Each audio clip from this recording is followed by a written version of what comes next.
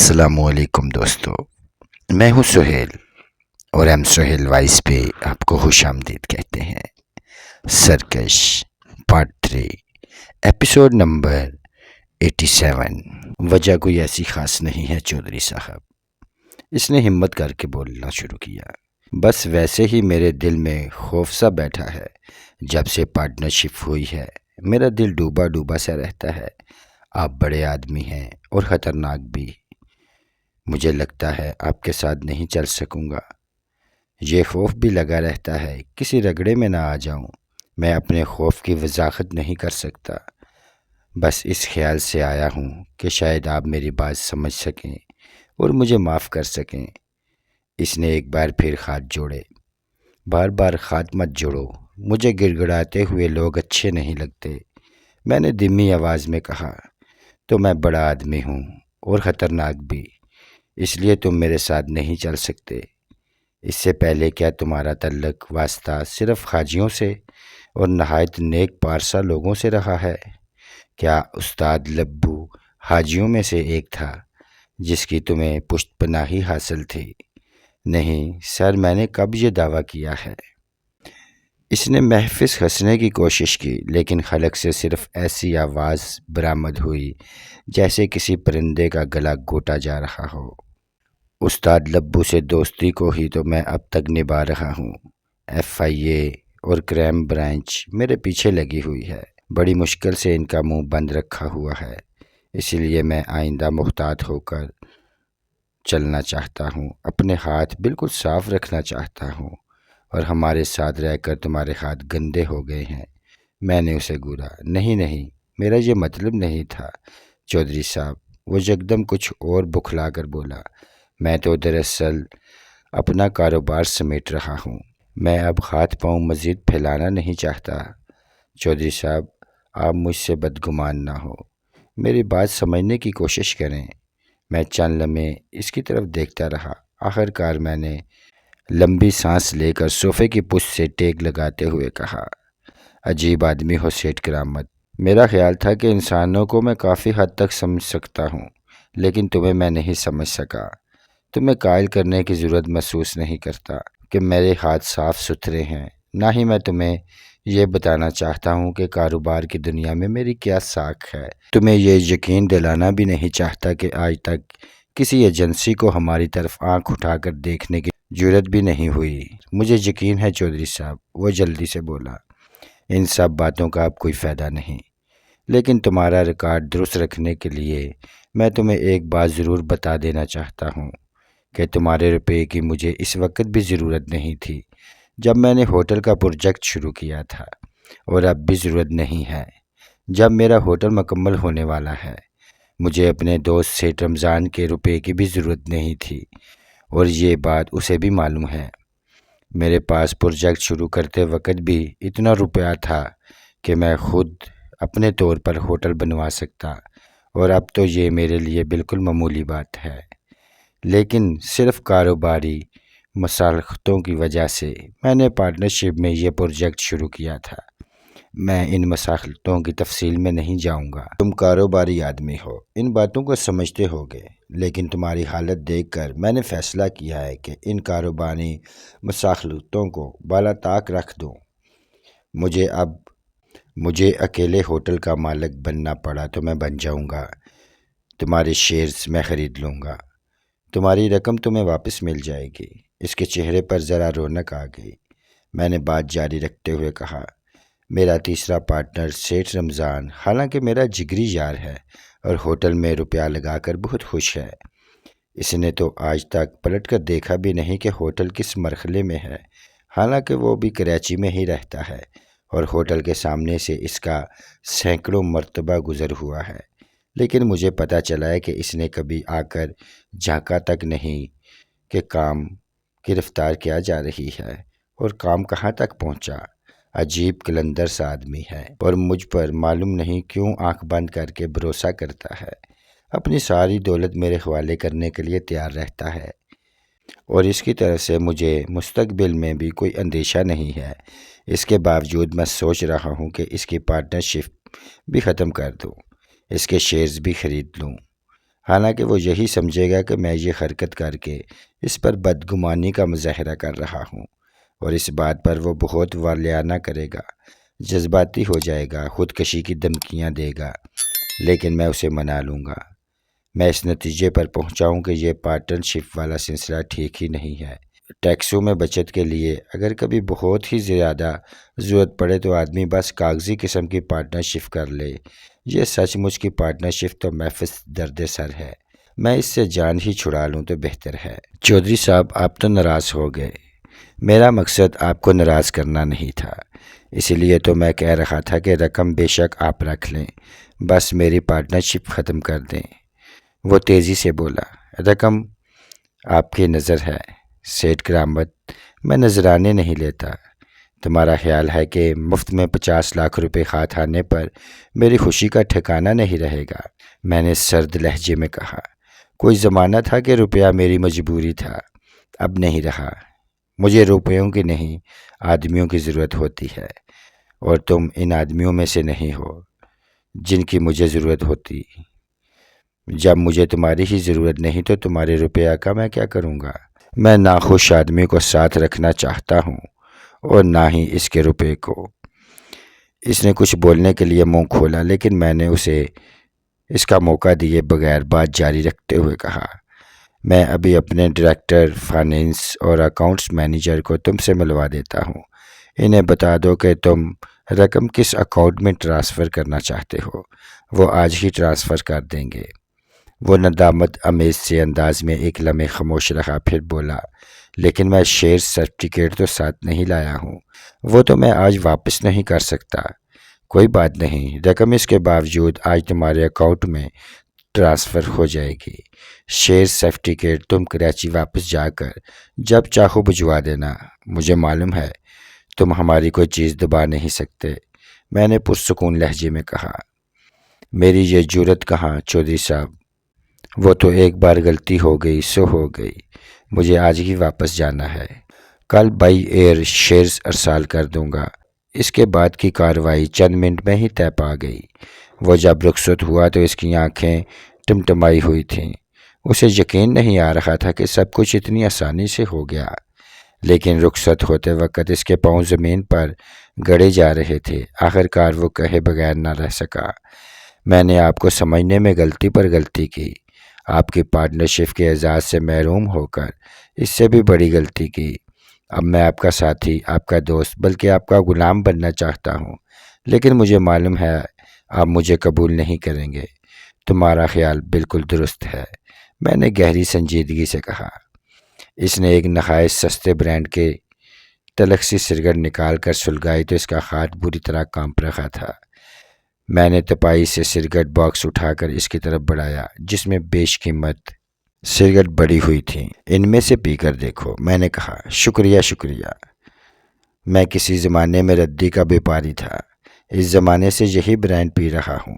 اب میں کوئی سی بھی سگریٹ افورڈ کر سکتا ہوں، لیکن یہ برانڈ چھوڑ ہی نہیں سکا۔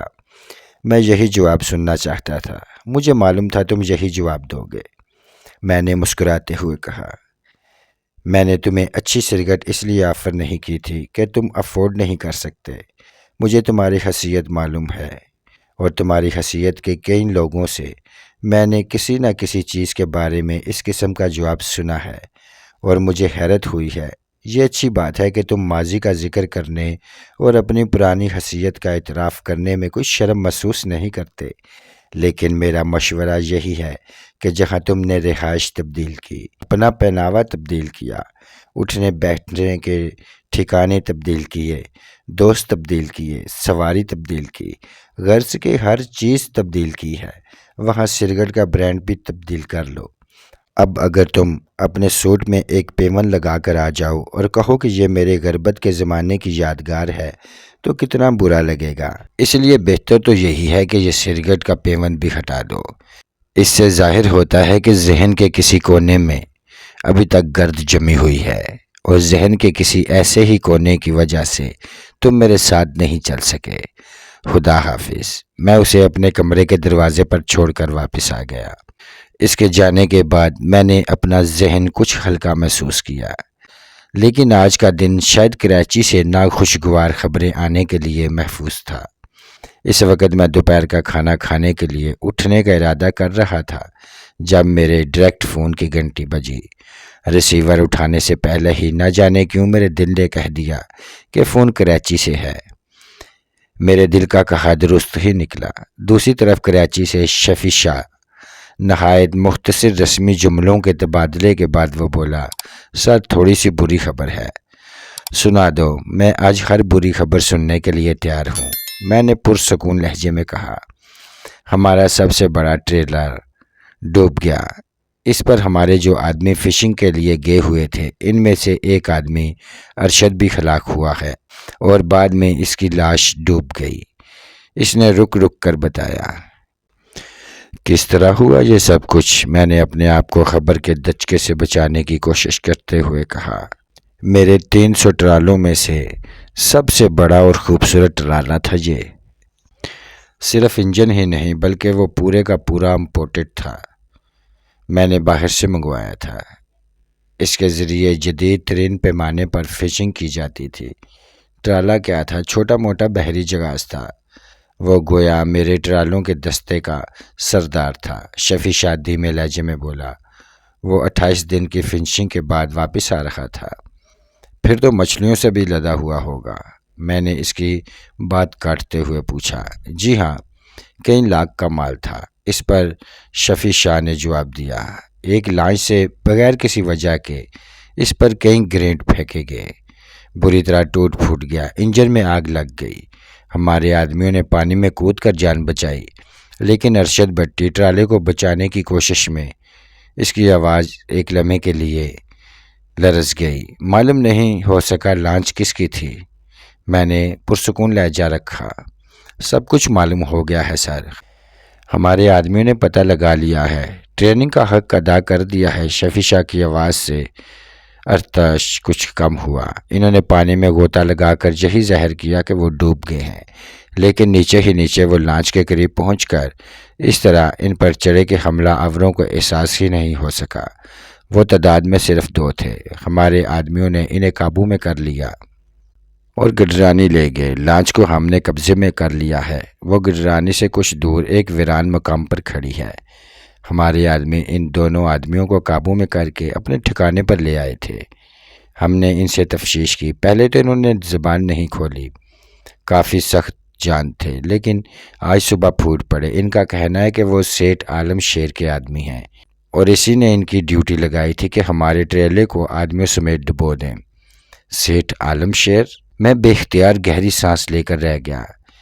پھر میں نے کرسی کی پشت سے ٹیک لگاتے ہوئے بہت دھیمے لہجے میں کہا، شفیع شاہ، ہمیں تو پتہ ہی نہیں چلا اور لوگ اتنی ترقی کر گئے، وہ ہم پر حملہ کرنے لگے۔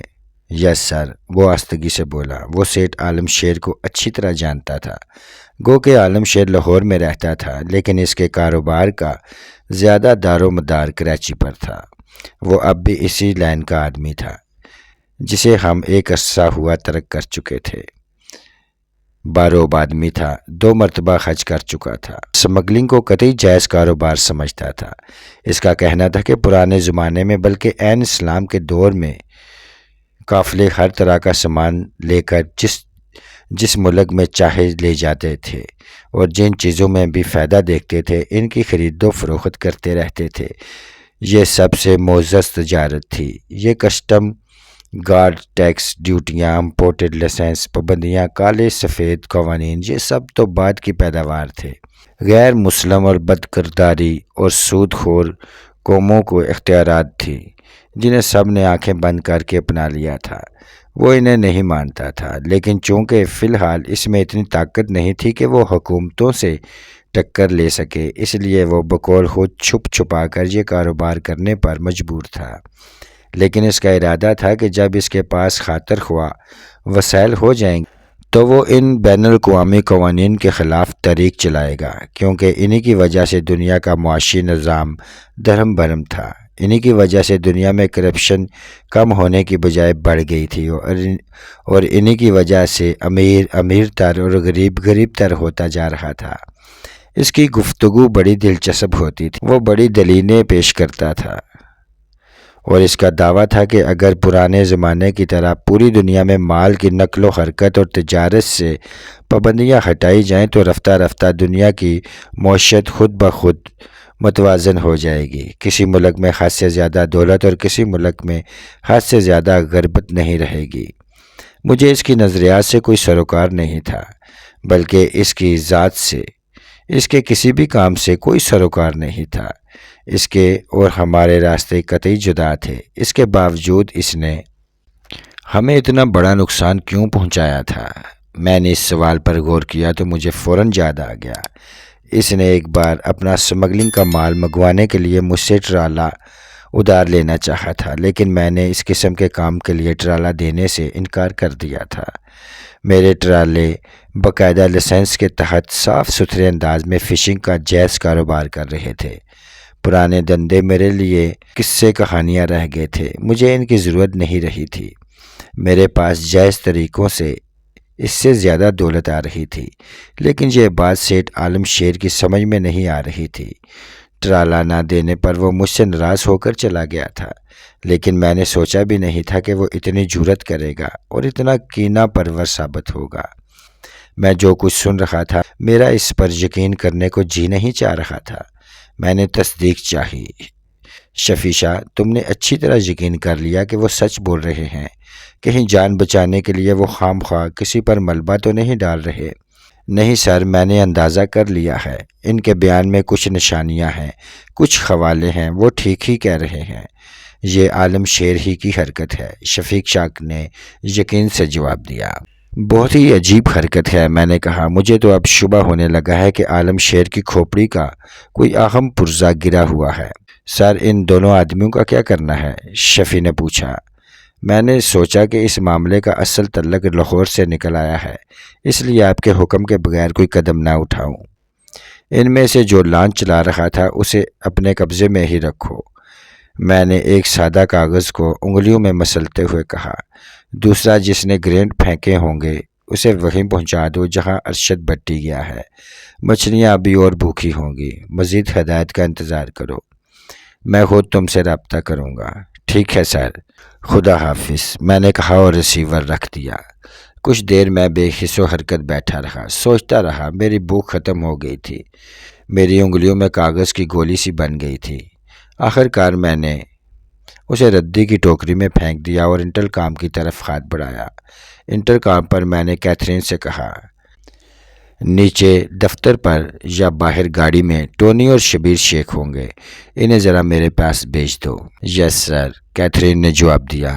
1 منٹ سے بھی پہلے وہ دونوں میرے کمرے میں تھے۔ ٹونی ہمیشہ کی طرح ایک فیشنیبل اور غنودی زدہ سا نوجوان نظر آ رہا تھا، لیکن مجھے معلوم تھا کہ اندر سے وہ چیتے کی طرح تیز تھا۔ میں نے انہیں اپنے سامنے بیٹھنے کا اشارہ کیا۔ حاجی عالم شیر کو جانتے ہو؟ میں نے پوچھا۔ کیوں نہیں سر؟ ٹونی کے ہونٹوں پر عجیب سی مسکراہٹ نمودار ہوئی۔ میری عمر بے شک کم ہے، لیکن میں اسے اس زمانے سے جانتا ہوں جب وہ پڑوسی ملک سے گوٹا کناری کی بوریاں خود کمر پر لاد کر گھوڑوں اور اونٹوں پر لادا کرتا تھا، پھر انہیں سرحد پار لایا کرتا تھا۔ لیکن لین دین کا وہ اس وقت بھی اچھا نہیں تھا۔ اپنے تقاضے داروں کو ہر بار نئی کھیپ آنے کے وعدے پر ٹرخا دیتا تھا۔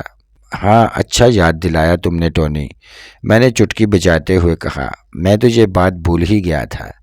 میں غیر اہم باتیں اپنے ذہن کے کمپیوٹر سے نکال پھینکتا ہوں، ڈی پروگرام کر دیتا ہوں، لیکن کبھی کبھی سوچتا ہوں کہ غیر اہم باتیں بھی یاد رکھنی چاہیے۔ خیر، تمہیں یہ سن کر خوشی ہوگی کہ وہ عالم شیر بہت بڑا آدمی ہو گیا ہے۔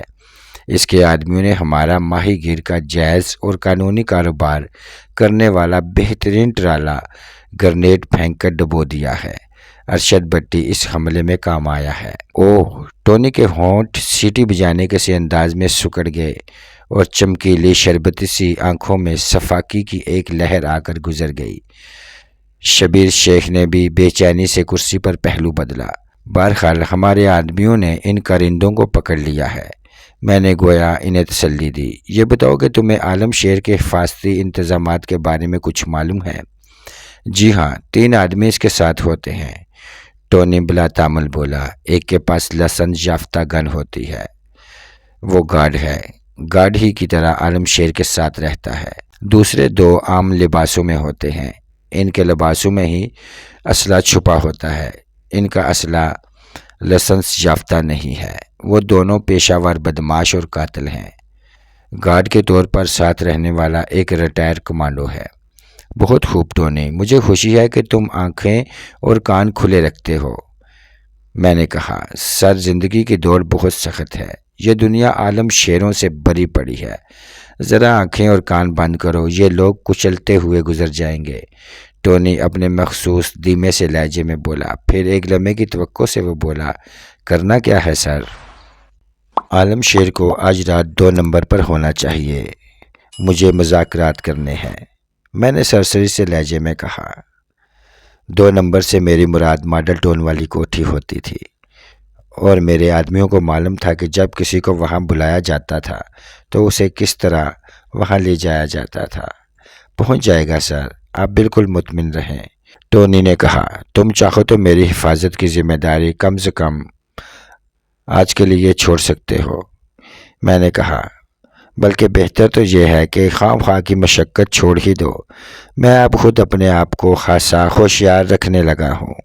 وہ تو ٹھیک ہے سر، وہ سر جھکاتے ہوئے بولا۔ اپنی حفاظت آپ خود کر سکتے ہیں، لیکن یہ سب کچھ دل سے مجبور ہو کر محض ایک اضافی احتیاطی تدبیر کے لیے ہے۔ آپ اس کی بالکل فکر نہ کریں۔ اس وقت کون ذمہ داری انجام دے رہا ہوگا؟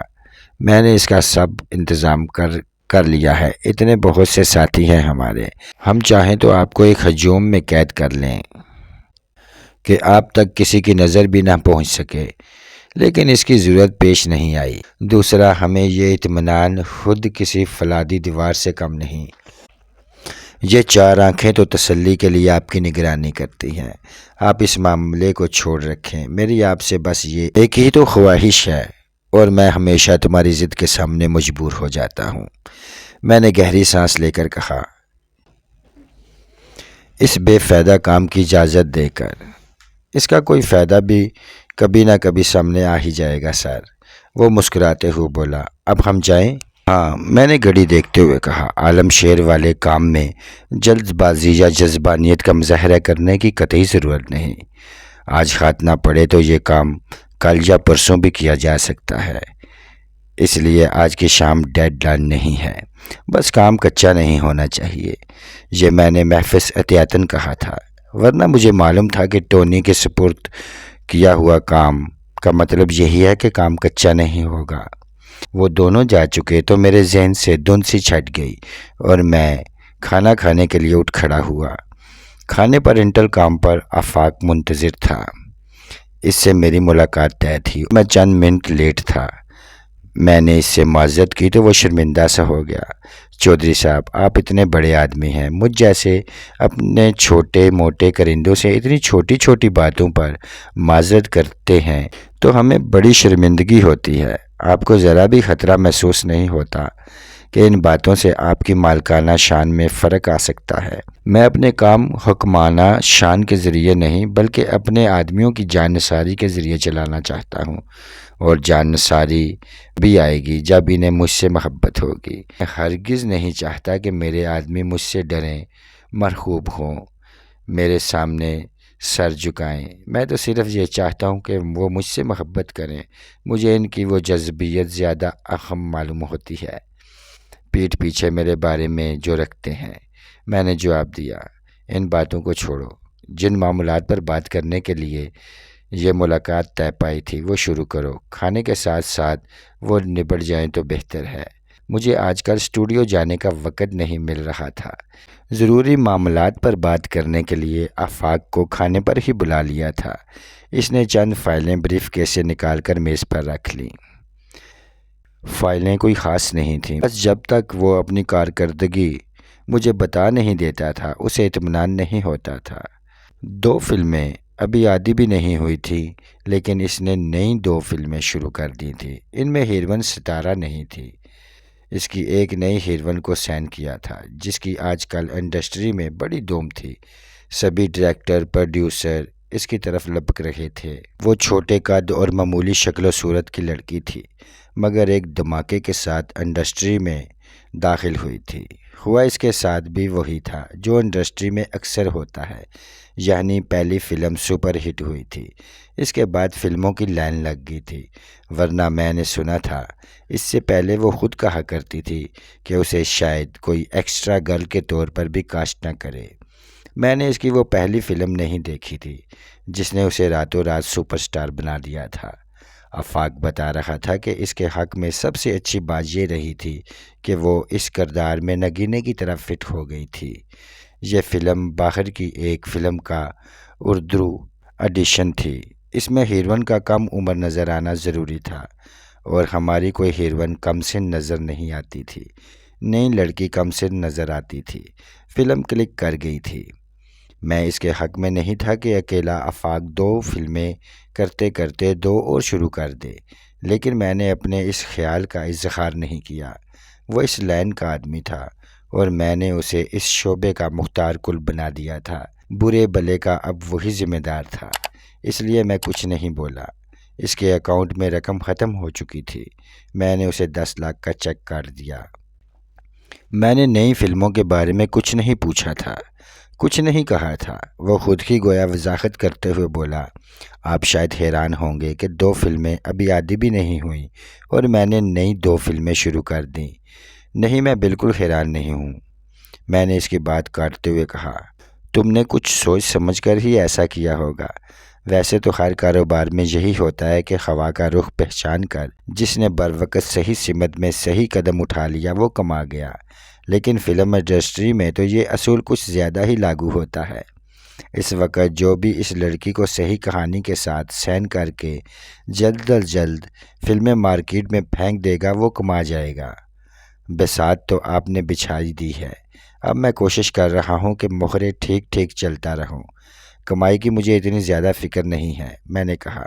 میں چاہتا ہوں کہ ہمارا ادارہ ایک بہت بڑا اور باعزت ادارہ شمار ہو، سپر سٹارز بھی ہمارے لیے کام کرنے میں فخر محسوس کریں۔ 1.5 سال میں آپ CA فلمز کو اسی مکان پر پائیں گے، اور میرا خیال ہے اتنا بڑا مقام حاصل کرنے کے لیے یہ عرصہ کچھ زیادہ نہیں ہے۔ وہ بولا، میں تم سے متفق ہوں۔ میں نے کہا، CA فلمز سے مراد چودھری اور A سے مراد آفاق تھی۔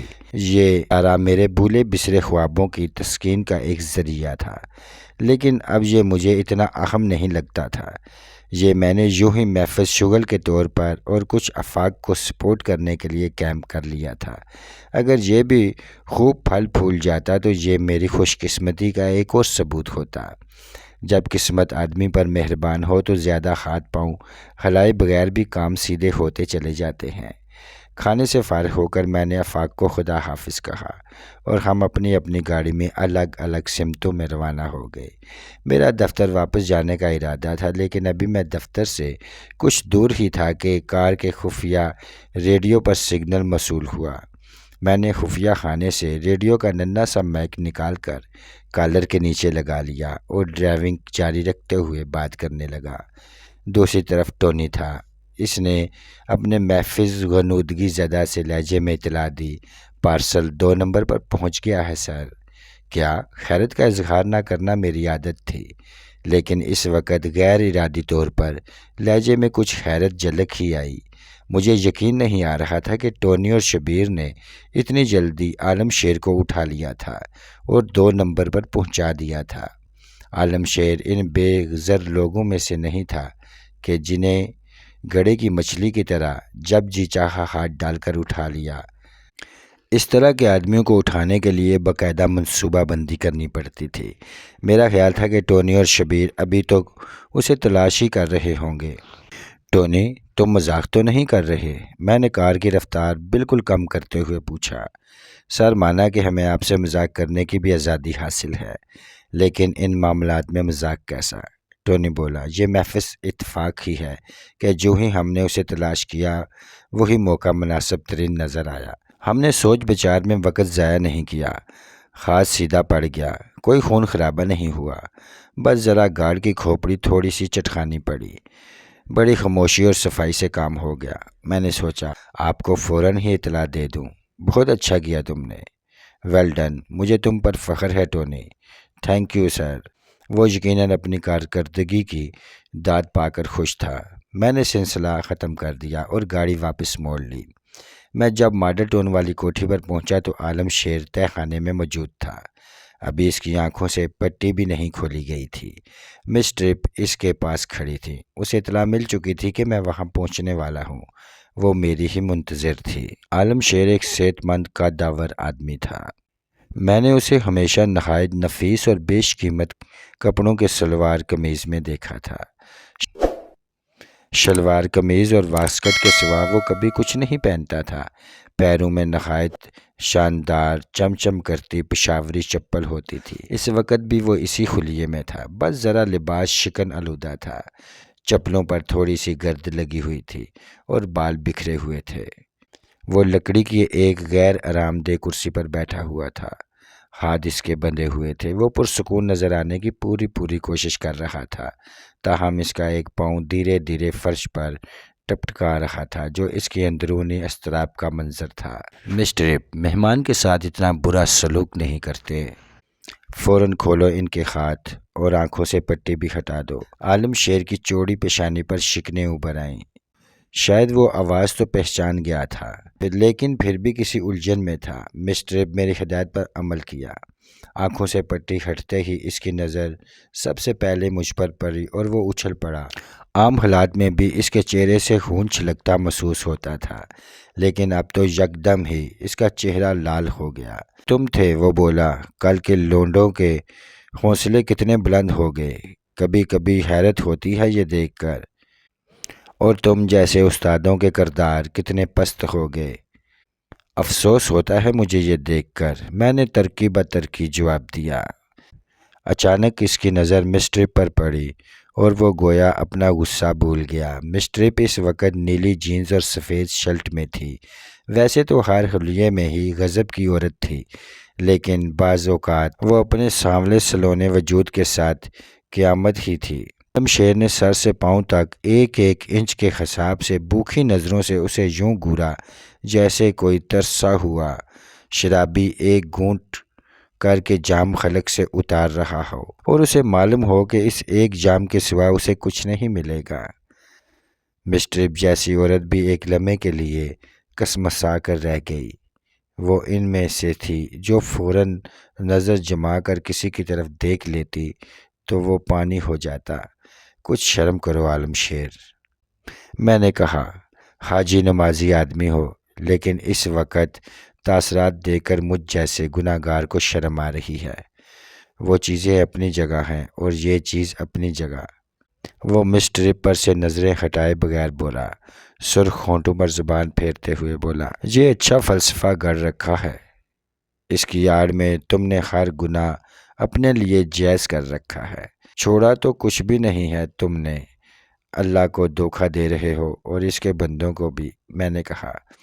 فضول لیکچر مت دو، وہ گویا کان پر سے کوئی نادیدہ مکھی اڑاتے ہوئے بولا۔ اپنے معاملات کو میں خود بہتر سمجھتا ہوں۔ یہ اس سانولی قیامت ہے کون؟ اتنا عرصہ تم سے میل ملاقات رہی، آنا جانا رہا، لیکن اس کی تو کبھی درشن ہی نہیں ہوئے۔ دانشاہ ہے تمہاری۔ اب معاملہ گویا مس ٹرپ کی برداشت سے باہر ہو گیا۔ بجلی کے انداز کی طرح اس کا ہاتھ حرکت میں آیا۔ عالم شیر کے چہرے پر اتنے زور کا گھونسا پڑا کہ ایک لمحے کے لیے مجھے اندیشہ محسوس ہوا کہ اس کے چہرے کی کوئی ہڈی نہ ٹوٹ گئی ہو۔ وہ ہوا میں کم سے کم 1 فٹ اچھلا اور یوں چاروں خانے چت گرا جیسے کسی مشین نے درخت کا بھاری بھرکم تنا اچھال کر کچھ دور پھینک دیا ہو۔ وہ چت پڑا، آنکھیں پٹپٹاتے ہوئے چھت کو تک رہا تھا۔ اس کی سمجھ میں نہیں آ رہا تھا کہ اس کے ساتھ کیا ہو گیا ہے۔ اس جیسے صحت مند آدمی کا یوں اچھل کر دور جا کر گرنا خود اس کے لیے بھی ناقابل فہم تھا۔ اس کے رخسار پر گوشت پھٹ چکا تھا اور خون بہہ کر اس کی گھنی داڑھی میں جذب کھو رہا تھا۔ بہرحال آدمی بہت جاندار تھا۔ سر جھٹکتے ہوئے جلد ہی اٹھ کھڑا ہوا۔ اس بار اس نے آنکھیں سکیڑتے ہوئے گویا ایک نئے زاویے سے مس ٹرپ کا جائزہ لیا۔ وہ گویا اس کے ہاتھ سے لگی ہوئی ظرف سے بھی لذت اٹھا رہا تھا۔ بجلی ہو بجلی، وہ اب ایک اٹک اسے گھورتے ہوئے بڑبڑایا، تمہاری نامہربانیاں کسی کو ہلاک کرنے کے لیے کافی ہیں۔ مہربانیاں کسی کو نہ جانے کیا سے کیا بنا دیتی ہوں گی۔ خلوت میں اس بار اس نے شاید کسی حد تک اندازہ کر لیا تھا کہ مس ٹرپ کس زاویے سے حملہ کرے گی، کیا داؤ آزمائے گی۔ اس نے نہ صرف بچنے کے لیے بلکہ مس ٹرپ کو قابو میں کرنے کی بھی کوشش کی۔ مجھے معلوم تھا کہ وہ ایک طاقتور اور مضبوط آدمی تھا۔ بظاہر یہی معلوم ہوتا تھا کہ اگر مس ٹرپ اس کی گرفت میں آ جائے تو وہ ککڑی کی طرح اسے درمیان سے توڑ کر رکھ دے گا، لیکن ایسا ہو نہیں سکتا تھا۔ یہ بھی محض عالم شیر کی خوش خیالی تھی کہ وہ مس ٹرپ کے داؤ پیچ کو سمجھ سکتا ہے۔ اس کے داؤ پیچ کو سمجھنے میں تو مجھے ایک عرصہ لگ گیا تھا، اور اس کی خاطر مجھے مختصر عرصے کے لیے اس کی شاگردی بھی کرنی پڑی تھی۔ وہ بلا شبہ ایک نئے سٹائل کی فائٹر تھی جس کا کوئی نام نہیں تھا۔ اس نے مارشل آرٹ اور مشرقی داؤ پیچ کو ایک دوسرے میں کمال مہارت سے ملا دیا تھا، اور اس کے لیے اس بے مثال عورت نے کسی کی شاگردی نہیں کی تھی۔ یہ خاصتاً اس کی اپنی محنت و ذہانت تھی۔ وہ اگر چاہتی تو اس گوشہ گمانی سے نکل کر بڑا نام بڑی دولت کما سکتی تھی، لیکن وہ عجیب بے نیاز عورت تھی، اپنے اس محدود دنیا میں مگن تھی، اور جب سے وہ میرے ساتھ وابستہ ہوئی تھی تب سے تو بہت ہی مطمئن رہتی تھی۔ اب تو گویا دنیا کی ہر چیز سے وہ بے نیاز رہتی تھی۔ عالم شیر کسی بدمانس کی طرح مس ٹرپ پر جھپٹا تھا، لیکن وہ نہ صرف اپنی جوگ میں آگے گرا بلکہ اس کی پیٹھ پر ایک ایسی لات بھی پڑی جس نے اسے ایک بہت بڑے گولے کی طرح لڑکھڑا دیا۔ وہ طویل عرضہ تہہ خانے کی دیوار سے جا ٹکرایا۔ میرا خیال تھا کہ اب وہ ٹھنڈا پڑ جائے گا، لیکن اس کا رد و عمل میری توقع کے بالکل برعکس تھا۔ وہ تو گویا غصے سے پاگل ہو کر سچ مچ اپنے بال نوچنے لگا۔ اس کے منہ سے گندی گالیوں کا ایک سیلاب نکل آیا۔ اس کی شخصیت کو دیکھتے ہوئے میں تصور بھی نہیں کر سکتا تھا کہ وہ اس قسم کی گالیاں دیتا ہوگا۔ آج اس کی فطرت کا اصل رخ میرے سامنے آیا تھا۔ وہ اب باقاعدہ بدمانس ہی کی طرح دونوں بازو پھیلا کر غصے سے شوں شوں کرتا مس ٹرپ کی طرف بڑھا۔ اپنی دانست میں وہ مس ٹرپ کو ٹرپ کر رہا تھا، اسے گھیر کر تہہ خانے کے ایک کونے میں لے جا رہا تھا۔ میرے آدمیوں کے لیے اس قسم کے لوگوں سے نمٹنا زیادہ آسان ہو جاتا تھا جو غضب و غصے سے اندھے ہو جاتے تھے اور جنہیں اپنی طاقت کا بہت ناز ہوتا تھا۔ میں اطمینان سے ایک کونے میں کھڑا تماشا دیکھ رہا تھا۔ میرے خیال میں عالم شیر کو اس قسم کی کچھ خوراک مل جانا ہی مناسب تھا۔ اس کے بعد مجھ سے مذاکرات کرنے کے لیے آدمی زیادہ مناسب حالت میں آ جاتا۔ مس ٹرپ بظاہر بالکل پرسکون تھی، لیکن اسے اس شخص پر یقیناً بہت غصہ تھا۔ اس کی آنکھوں میں شیرنی کی سی چمک تھی اور اس کی نظر ایک ثانیے کے لیے بھی عالم شیر سے نہیں ہٹ رہی تھی۔ عالم شیر نے اس بار دھوکے سے مس ٹرپ کو لات رسید کرنے کی کوشش کی، لیکن اس کا ہاتھی جیسا پاؤں دیوار سے ٹکرایا اور ساتھ ہی مس ٹرپ نے ایسی بے رخی سے اس کی گردن پر چاپ رسید کی کہ مجھے اندیشہ محسوس ہوا اس کی سانڈ جیسی گردن ٹوٹ نہ گئی ہو۔ وہ لہرایا اور کٹے ہوئے شتیر کی طرح ڈھیر ہونے لگا۔ اسی لمحے مس ٹرپ نے ایک اور کمال دکھایا۔ اس نے بجلی کی سی تیزی سے 2.5-3 من وزنی اس وحشت زدہ بدمانس نما انسان کو بالکل اس طرح اٹھایا جیسے ویٹ لفٹر اٹھاتے ہیں۔ دوسرے ہی لمحے وہ اسے فرش پر پٹک چکی ہوتی۔ اگر میں بر وقت نہ چیختا جولی سٹاپ! غنیمت رہا کہ مجھے یہ 2 لفظ ادا کرنے کی مہلت مل گئی۔ اگر عالم شیر فرش پر پٹکا جا چکا ہوتا تو نہ جانے اس کا کیا حشر ہوتا۔ عین ممکن تھا کہ کھوپڑی کئی جگہ سے چٹک جاتی، اور یہ بھی ممکن تھا کہ ریڑھ کی ہڈی ٹوٹ جاتی۔ باقی ٹوٹ پھوٹ تو شاید قابل مرمت ہوتی، لیکن ان 2 چیزوں کی ٹوٹ پھوٹ کا علاج ذرا مشکل تھا، اور میں نے اسے مذاکرات کے لیے اٹھایا تھا، علاج کے لیے نہیں۔ جولی عرف مس ٹرپ نے بامشکل اپنی کارروائی کو کنٹرول کیا اور پٹکنے کی بجائے ذرا آہستگی سے عالم شیر کو فرش پر ڈال دیا، لیکن یہ بھی کچھ دیر کے لیے اس کے خواص قائم کرنے کو کافی تھا۔ وہ وہیں پڑا رہا، اٹھ نہیں سکا۔ مس ٹرپ نے قدرے ندامت سے میری طرف دیکھا۔ آئی ایم سوری سر، مجھ سے کافی سنگین غلطی ہوئی۔ میں تو سمجھی تھی ہم لوگ اپنے اس قسم کے معاملات میں جذباتی ہونا بھول چکے ہیں، لیکن لگتا ہے ابھی کچھ جراثیم باقی ہیں۔ کوئی بات نہیں، انہیں باقی ہی رہنے دو، میں نے نرمی سے کہا۔ میں یہ بھی نہیں چاہتا کہ تم لوگ انسانوں کی بجائے روبوٹ بن جاؤ، مجھے روبوٹس کی ضرورت نہیں ہے۔ وہ اپنا لباس درست کرنے لگی۔ میں نے عالم شیر کو گریبان سے پکڑ کر اٹھایا اور لکڑی کی بھاری بھرکم کرسی پر پٹک دیا۔ اس کے کثر بل نکل چکے تھے۔ وہ اب بالکل پرسکون تھا، بلکہ تھکا تھکا سا نظر آنے لگا تھا۔ وہ اپنی لمبی سی قمیض کے دامن سے اپنا چہرہ پونچھتے ہوئے بولا، تمہیں ہیرو بننے کی یہ کوشش مہنگی پڑے گی۔ تمہارا رویہ کچھ اور ہونا چاہیے اور تمہیں کہنا بھی کچھ اور چاہیے تھا۔ تمہیں مسٹرپ سے کہنا چاہیے کہ تمہیں ہیروئن بننے کی کوشش مہنگی پڑے گی۔ میں نے تو تمہیں ایک خط بھی رسید نہیں کیا۔ میں ذاتی طور پر اس اندازے میں مذاکرات کی ابتدا پسند نہیں کرتا، لیکن تم جیسے لوگ مجھے یا میرے ساتھیوں کو مجبور کر دیتے ہیں۔ مذاکرات؟ وہ قدرے چونکا، کیسے مذاکرات؟ اور اب مجھے ایجنڈا بھی پڑھ کر سنانا پڑے گا؟ میں نے قدرے بیزاری سے کہا۔ خیر، قصہ کچھ یوں ہے کہ بیٹھے بٹھائے تمہیں کسی کیڑے نے کاٹا اور تم نے اپنے آدمیوں کو میرا سب سے عمدہ ٹرالا ڈبو دینے کا حکم دیا۔ کوشش تو ان کی یہی رہی ہوگی کہ ٹرالا تمام آدمیوں سمیت ڈوب جائے، لیکن میرے آدمی اتفاق سے محفوظ مچھیرے نہیں تھے۔ ایک آدمی ضرور ٹرالے کو بچانے کی کوشش میں ڈوب گیا۔ دوسرے نہ صرف بچ گئے بلکہ انہوں نے تمہاری لانچ اور آدمیوں کو بھی قابو میں کر لیا۔ لیکن وہ ایک معمولی قسم کی لانچ ہے، ٹرالے کا نیم البدل نہیں ہو سکتی۔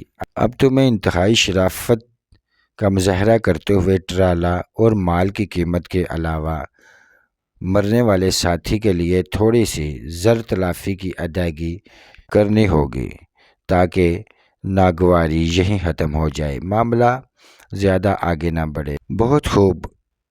اس کے چہرے پر ایک معمولی سا تاثر آ کر گزر چکا۔ اور یہ ساری رقم ملا جلا کر کتنی ہوگی؟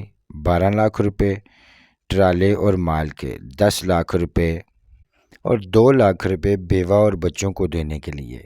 میں نے بلا تعمل حساب کتاب کر دیا۔ انسانی جان کا کوئی مول نہیں ہوتا اور جان نثار آدمیوں کے خلوص اور جان نثاری کی تو کوئی قیمت ہی نہیں لگائی جا سکتی، لیکن بیچاری بیوہ اور اس کے بچے کی زندگی بھر کے کم سے کم مسائل حل کرنے کے لیے میں 10 لاکھ میں مزید کچھ رقم ان کے لیے کوئی سلسلہ سیٹ کر دوں گا۔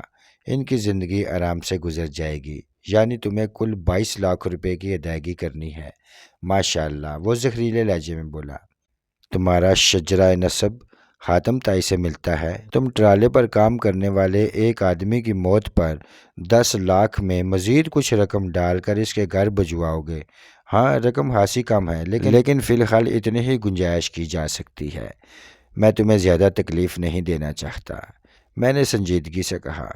میرے بعض آدمی تو ایسے ہیں جن کے بارے میں سوچتا ہوں کہ اگر خدا نخواستہ انہیں کچھ ہو جائے تو میں لواحقین کو مالی طور پر بھی کچھ تلافی پہنچانے کی کوشش کروں گا۔ جذباتی تلافی کے بارے میں تو میں سوچ بھی نہیں سکتا۔ اچھا ٹھیک ہے، ہم پھر کبھی بیٹھ کر یہ حاتم تائی سٹائل میں حساب کر لیں گے۔ فی الحال مجھے جانے دو، میں کوشش کروں گا کہ تمہارے اس سلوک کو بھول سکوں۔ وہ سچ مچ کپڑے جھاڑ کر اٹھنے لگا۔ مسٹرپ نے کچھ اس طرح اس کے کندھے پر ہاتھ رکھ کر دبا دیا کہ وہ دوبارہ بیٹھ گیا۔ تاہم اب وہ مسٹرپ کی طرف بالکل بھی نہیں دیکھ رہا تھا۔ دیکھو افی برخودار، وہ گویا تحمل سے کام لینے کی کوشش کرتے ہوئے بولا، کسی غلط فہمی میں مبتلا ہو کر میرے ساتھ یہ سلوک کر بیٹھے ہو تو میں تمہیں معاف کرنے کے لیے تیار ہوں۔ اب تم مجھے جانے دو۔ معاف تو میں بھی تمہیں کر ہی دوں گا، میں نے گویا بادل نخواستہ کہا، لیکن اس معاملے کا کم سے کم مالی پہلو سے تو انصاف ہو جائے۔ کون سا معاملہ؟ تم کیا باتیں کر رہے ہو؟ میری سمجھ میں تو کچھ بھی نہیں آ رہا۔ وہ بے پناہ حیرت کی کامیاب اداکاری کرتے ہوئے بولا، تمہارا خیال ہے کہ میں جو وہ ٹرالا وغیرہ کی بات کر رہا تھا تو دراصل کسی ایڈونچر سٹوری سنا رہا تھا؟ میں نے نرمی سے کہا، میں تو یہ بھی نہیں سمجھ سکتا۔ وہ منہ بنا کر بولا، معلوم تو یہی ہو رہا تھا کہ تم مجھے کوئی کہانی سنا رہے ہو، لیکن مجھے اس کا کوئی سرا نظر نہیں آیا۔ میری سمجھ میں نہیں آ رہا کہ تم کیا چیز میرے سر تھوپنے کی کوشش کر رہے ہو، کیسے آدمی ہو، کیسا ٹرالا، مجھے کچھ نہیں معلوم۔ کراچی میں تمہارے کتنے ٹرالے کیا کرتے پھر رہے ہیں؟ وہ صرف فنشنگ کرتے پھر رہے ہیں۔ میں نے اس کی بات کاٹتے ہوئے کہا، مجھے اس سے کوئی غرض نہیں۔ وہ ہاتھ جھٹک کر بولا، میں تو یہ کہہ رہا ہوں کہ میں نے کسی ٹرالے کے بارے میں کوئی حکم نہیں دیا۔ مجھے بالکل نہیں معلوم آج کل کراچی میں کیا ہو رہا ہے۔ وہاں میری تمام سرگرمیاں بالکل بند پڑی ہیں۔ میرے آدمی ہاتھ پر ہاتھ دھرے بیٹھے ہیں۔ شاید اسی لیے تم نے سوچا ہو کہ فرصت کے ان لمحات سے فائدہ اٹھایا جائے اور اپنے جذبہ کینہ پروری کی تسکین کر لی جائے، یا پھر شاید تم نے سوچا ہو کہ مجھ جیسے برخودار کو اس قسم کا ڈوز دیتے رہنا چاہیے تاکہ وہ سرکشی اختیار نہ کر پائے۔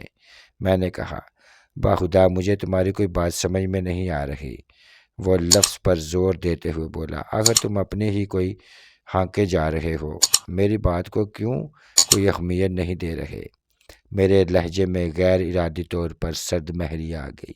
میں نے اس کی آنکھوں میں جھانکتے ہوئے کہا، عالم شیر، جب تم جیسے گاہک استاد دودھ پیتا بچہ بننے کی کوشش کرتے ہیں تو مجھے بہت برا لگتا ہے۔ تم اپنا اور میرا قیمتی وقت ضائع کر رہے ہو، اپنی جان ہلکان کر رہے ہو اور صورتحال کو مشکل سے مشکل تر بنا رہے ہو۔ اپنے لیے مزید الجھنیں مول لے رہے ہو۔ مسئلے کو مختصر کرو، 22 لاکھ کی ادائیگی کا بندوبست کرو اور اپنے گھر جاؤ۔ بہت خوب، وہ ایک بار پھر طنزیہ سے لہجے میں بولا، 22 لاکھ روپے کی فرمائش تو تم اس طرح کر رہے ہو جیسے 22 ٹکے ہیں جو میں تمہارے سامنے پھینکوں اور گھر چلا جاؤں۔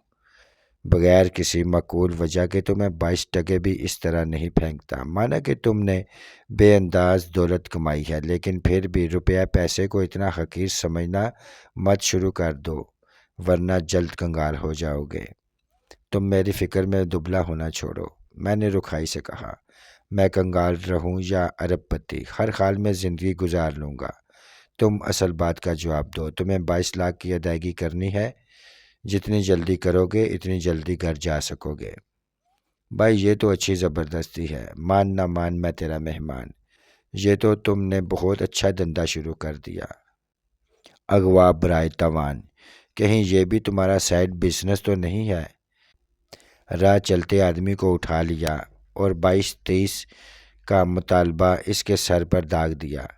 وہ سر جھٹک کر بولا، اگر تمہاری پہلے ہی اتنی پٹائی نہ ہو چکی ہوتی تو اس بات پر میں تمہارے منہ پر کم سے کم ایک تھپڑ ضرور رسید کرتا، لیکن اس وقت مجھے اندیشہ ہے کہ تم میرا تھپڑ برداشت نہیں کر سکو گے، مر ور جاؤ گے، اور میں ہرگز نہیں چاہتا کہ تم 22 لاکھ کی ادائیگی کرنے سے پہلے مر جاؤ۔ میرے بزرگ چاند، یہ اغوا برائے تاوان نہیں، یہ زور و بازو اپنے نقصان کی تلافی کرانے کا ایک طریقہ ہے۔ اب بار بار یہ کہنے کا کوئی فائدہ نہیں کہ تم اس سلسلے میں کچھ نہیں جانتے۔ تم نے بیوقوفی کی، جرمانہ تمہارے سر پر پڑ چکا ہے، رقم دیے بغیر اب تمہاری جان نہیں چھوٹے گی۔ میں نے ٹھہرے لہجے میں کہا، کیا کرو گے تم؟ اس نے مجھے گھورا، تم عالم شیر ہو، یعنی عالم کے شیر۔ میں تمہیں تم عالم کے شیر ہو یعنی عالم کے شیر، میں تمہیں عالم کا سکھ بنا دوں گا، تمہارے گلے میں زنجیر ڈال کر اس ستون سے باندھ دوں گا، پھر تم ساری زندگی یہی بندھے رہو گے، اور یہ زندگی بہت مختصر ہوگی، صرف چند دن کی، اس لیے کہ تمہیں کھانے پینے کو کچھ نہیں ملے گا۔ دنیا کی کوئی طاقت تمہیں چھڑا کر نہیں لے جا سکے گی، کیونکہ کوئی تمہارا سراغ ہی نہیں پا سکے گا۔ ادائیگی کیے بغیر اب یہاں سے تمہارا ڈھانچہ ہی باہر جا سکے گا، اور دولت جائیداد ڈھانچوں کے کس کام کی نہیں ہوتی۔ بہت دولت کمائی ہے تم نے بھی، 22 لاکھ روپے کے لیے کیوں زندگی داؤ پر لگا رہے ہو؟ اب شاید اسے یقین سے آنے لگا کہ وہ واقعی بری طرح پھنس گیا ہے۔ اس کی آنکھوں میں اور چہرے پر اداکاری کے جو دھول اڑ رہی تھی دھیرے دھیرے بیٹھ گئی۔ اب تک وہ بڑی کامیابی سے انجان بنا ہوا تھا، مگر اب اس کی آنکھیں بتا رہی تھیں کہ وہ اس سارے واقعے سے بہت اچھی طرح واقف تھا، مگر آدمی ضدی تھا، مزید ایک کوشش سے باز نہ رہ سکا اور مجھے سمجھاتے ہوئے بولا، تمہیں ضرور کسی نے بھڑکایا ہے یا پھر واقعہ اس طرح پیش آیا ہے کہ تمہیں میرے بارے میں غلط فہمی ہو گئی ہے۔ مجھ تک کوئی رپورٹ صرف اس وقت ہی پہنچائی جاتی ہے جب اس میں سے افواہیں اور غلط فہمیوں کی ساری ملاوٹ چھان کر نکال دی جاتی ہے۔ وہ 100% خالص حقیقت رہ جاتی ہے، کیونکہ مجھے فیصلہ کن قدم اٹھانا ہوتا ہے اور میرے ساتھیوں کو معلوم ہے کہ میں کچا قدم اٹھانا بالکل پسند نہیں کرتا۔ میں اب بھی اسے تحمل سے سمجھا رہا تھا۔ اگر میں تمہاری دوست گندالجی سے مجبور ہو کر تمہارے الزام کو درست تسلیم کر لوں تب بھی 22 لاکھ بہت بڑی رقم ہے، اس میں کمی ہونی چاہیے۔ 22 لاکھ تو میں نے پچھلے پورے سال میں نہیں کمایا، یہ سال بھی مندہ ہی جاتا دکھائی دے رہا ہے۔ سودے بازی بالکل نہیں ہوگی، میں نے فیصلہ کن لہجے میں کہا۔ میں تمہارے ہاتھ کچھ فروخت نہیں کر رہا ہوں جس کے ریٹ اوپر نیچے کر لیے جائیں۔ تم نے میرا ایک نقصان کیا ہے جس کی تمہیں تلافی کرنی ہے، اور بس۔ تم سے پرانے مراسم تھے اس لیے تمہاری اتنی بکواس سن لی۔ تمہاری جگہ کوئی اور ہوتا تو اس کے ساتھ میں اتنا وقت ضائع نہ کرتا۔ اچھا تو 22 لاکھ لے کر تم مجھے چھوڑ دو گے؟ اس نے تصدیق چاہی۔ بالکل، میری تم سے کوئی دشمنی تھوڑی ہے، میں نے جواب دیا۔ تم واقعی بہت اونچی چیز ہو گئے ہو۔ اس نے عجیب سی نظروں سے میری طرف دیکھا۔ مجھے اندازہ نہیں تھا کہ تم اتنے بے خوف ہو گئے ہو۔ عام طور پر تو زیادہ روپے پیسے آدمی کو بزدل بنا دیتا ہے۔ تمہیں اس کا بھی خوف نہیں کہ میں باہر جا کر کوئی جوابی کارروائی شروع کر سکتا ہوں؟ مثلاً، میں نے اس کی آنکھوں میں جھانکا۔ مثلاً، وہ نظر چراتے ہوئے بولا، میں حکومت کو مخبری کر سکتا ہوں کہ تم در حقیقت کیا ہو، تمہارا اصل کاروبار کیا ہے۔ میں مختلف ایجنسیوں کو تمہارے پیچھے لگا سکتا ہوں۔ مجھے بے ساختہ ہنسی آ گئی۔ وہ پیشانی پر شکنے لیے میری طرف دیکھتا رہا۔ شاید اسے حیرت ہو رہی تھی کہ میں اس کی دھمکی سے خوفزدہ نہیں ہوا تھا۔ میری ہنسی تھمی تو میں نے کہا، عالم شیر، تم واقعی ایک بیوقوف آدمی ہو۔ میری سمجھ میں نہیں آ رہا کہ تمہیں انتہائی احمق یا انتہائی شاطر۔ ایک لمحے میں تم بے پناہ شاطر معلوم ہوتے ہو اور دوسرے ہی لمحے انتہائی احمق۔ میرے بارے میں اطلاعات بہت ہی پرانی ہیں، یا پھر تمہارے ذہن بس کسی ایک دور میں ہی اٹکا ہوا ہے۔ کیا مطلب؟ اس نے الجھن زدہ لہجے میں پوچھا۔ میں نے پہلے بھی باتوں میں کئی بار اشارتاً تمہیں سمجھا دیا تھا، لیکن تمہاری کوڑ مغزی کی وجہ سے بات تمہاری سمجھ میں نہیں آئی۔ میں نے گہری سانس لے کر کہا، میرے ساتھ ایسی کوئی کمزوری وابستہ نہیں جس کا سہارا لے کر تم اس قسم کی دھمکیوں سے مجھے بلیک میل کر سکو۔ میرے تمام کاروبار قانونی ہیں، تمام متعلقہ محکموں میں رجسٹر ہیں۔ وہ میری طرف دیکھتے ہوئے تیزی سے پلکیں جھپکتا رہا تھا۔ اس کے چہرے پر ورم سا آنے لگا تھا۔ میں نے بات جاری رکھتے ہوئے کہا، وہ میرا نادانی کا ایک مختصر سا دور تھا جو تمہارے ذہن میں ہے۔ تمہیں یہ بھی یاد نہیں یا شاید معلوم نہیں کہ میں نے جلد ہی اس دور گمراہی سے پیچھا چھڑا لیا تھا۔ میں نے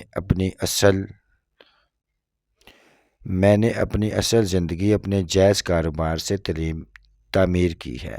میں کسی قسم کے خوف یا سائے میں زندگی نہیں گزار رہا ہوں۔ تمام ایجنسیوں، سربراہوں، تمام محکموں کے سیکرٹریوں اور اکثر اہم وزیروں، ان کے دفتروں میں، ہوٹلوں میں اور تقریبات میں ملاقاتیں رہتی ہیں۔ وہ مجھے بھی جانتے ہیں اور میرے کاروبار کو بھی۔ سب سے اچھے مراسم ہیں۔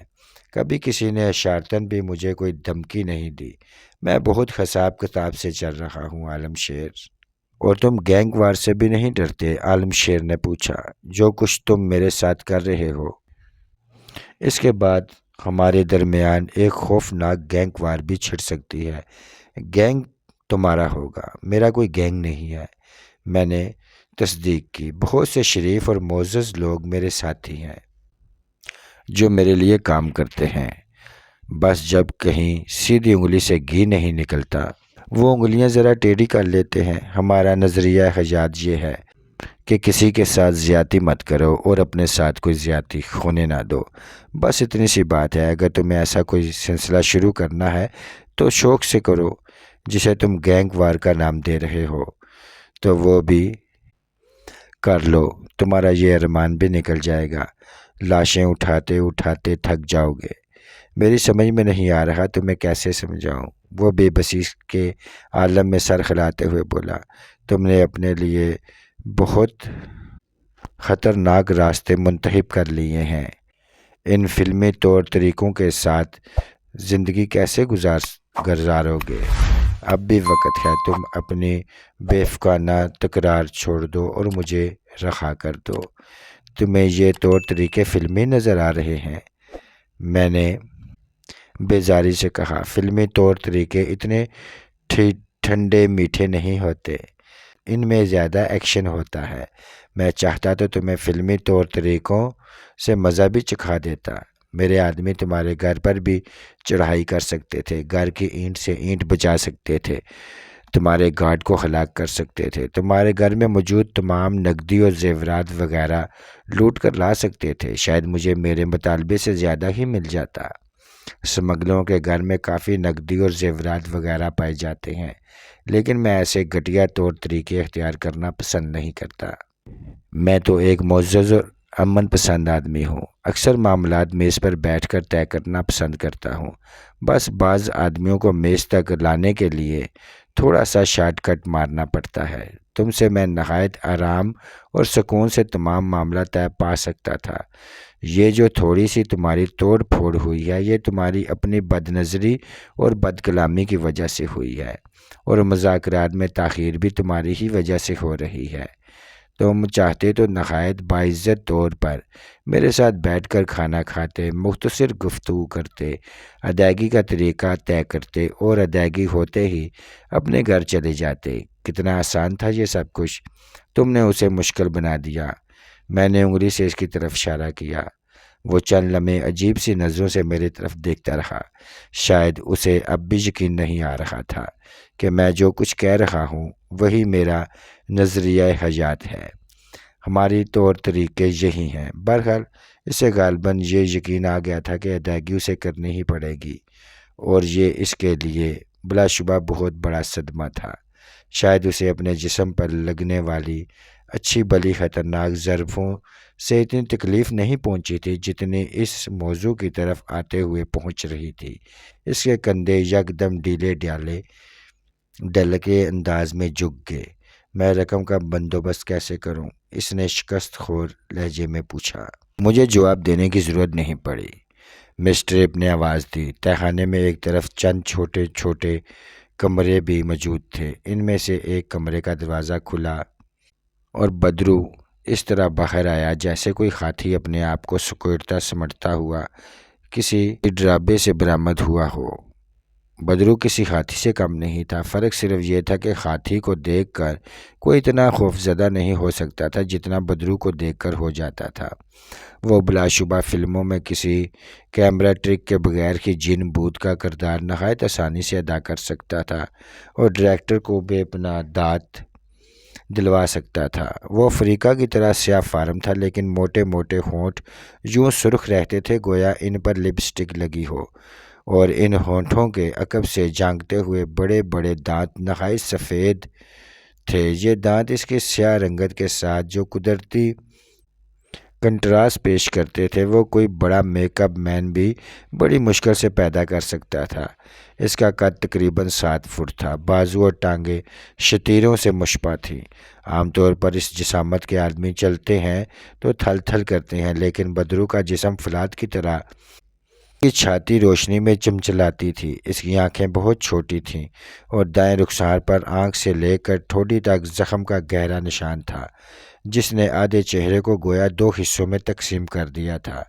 وہ چلتا تھا تو زمین میں ہلکی سی دمک محسوس ہوتی تھی۔ اسے اچانک دیکھ لینے والا تو اپنی چیخ کو مشکل سے ہی روک پاتا تھا۔